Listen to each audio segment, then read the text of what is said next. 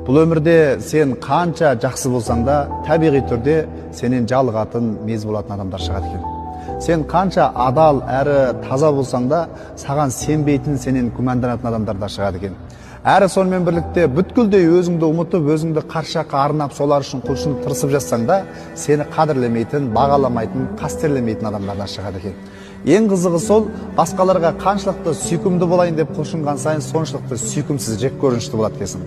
Әрі басқалардың алдында қаншалықты қадірлі болайын, бағалы болайын деп құлшынған сайын, соншалықты қадірсіз, бағасыз болады екенсің. Бұл өмірдегі ең қиын нәрсе адамға ұнау екен та. Әмәлиятта не істесең де ұқсас, адамдардың барлығына 100% ұнап бола алмайсың. Сондықтан да есіңізде болсын.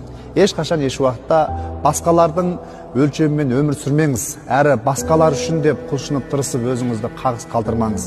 Бұл өмірдегі ең маңызды адам өзіңізсіз. Сондықтан не істесеңіз де ең бастысы өзіңізге ұнаса болды. Сол үшін де әрқашан әр уақытта басқалар үшін емес, қайта өзіміз үшін өмір сүрейік және өзімізді ең басты маңызды орынға қоя білейік.